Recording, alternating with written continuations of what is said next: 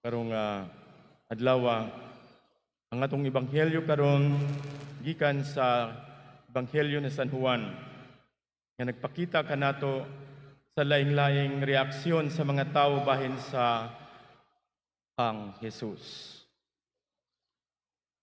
Ang uban miingon nga siya mao ang propeta ug ang uban nagtuo nga siya mao ang Mesiyas. Apan ang uban nagduha-duha tungod kay siya taga Galilea.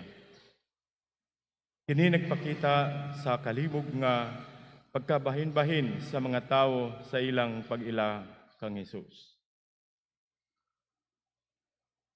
Ang atong panaw sa ining panahon sa Kwaresma, atong mga Lenten observances,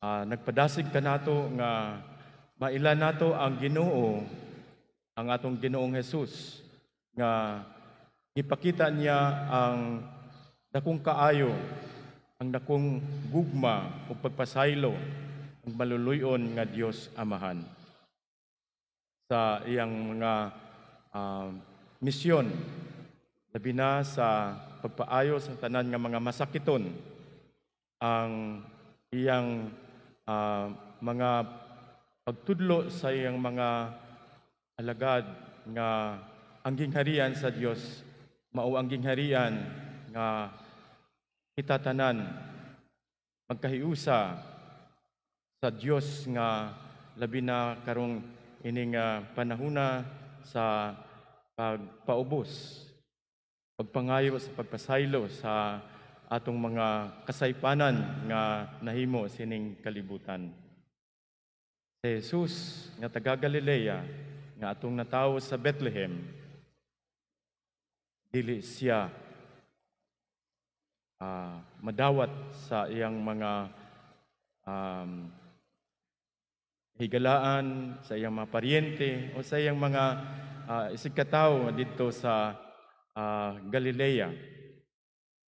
Kay si Jesus, ang iyang plataporma sa iyang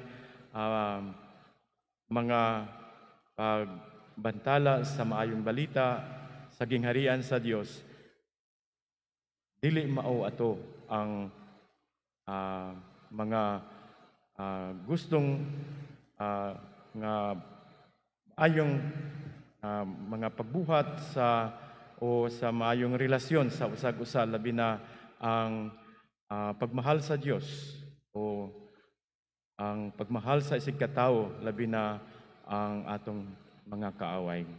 That is the greatest commandment of God, and the Lord wanted to let this commandment be our basis and fundasyon sa atong relasyon sa usag-usa sa matag adlaw nga tanan.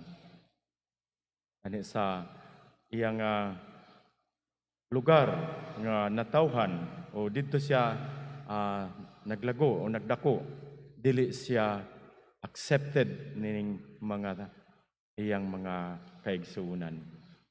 Ang atong kinabuhing daghang usab kitay mga panghitabo nga nagdala kanato sa pagduha-duha o pagkabahin-bahin.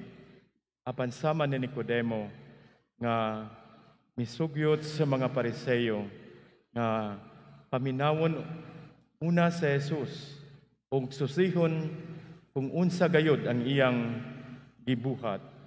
Kita usab gitawag sa pagpaminaw o pagsabot sa kamatuoran nga gidala ni Jesus.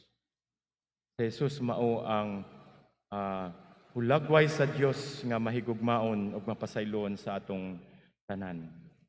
Ron ang ebanghelyo nag-awhag kanato sa pag-ilakang Jesus isip tinubdan sa tubig nga buhi, nga nagahatag kanato sa kinabuhi nga walay katapusan. Usa, ablihan nato ang atong mga kasing-kasing ug hunahuna aron madawat nato ang iyang pulong o grasya. Labi na sa atong panaw nining tuiga sa Jubilee Year of Hope. Kita tanan mga pilgrims of hope nga ang atong dalangpanan sa atong kaguol mao ang atong Ginoo nga puno sa paglaom. Siya ang maghatag sa tanan natong mga kinahanglan nining atong panaw nga puno sa paglaom. Magampo kita nga hatagan kita sa Ginoo og kaalam ug kaisog sa pagsunod kaniya bisan pa sa mga kalisdanan ug sa pagpaningkamot sining kalibutana. Naot unta nga kita mahimong tinuod nga saksi sa iyang gugma ug kaluoy sa atong isigkatawo.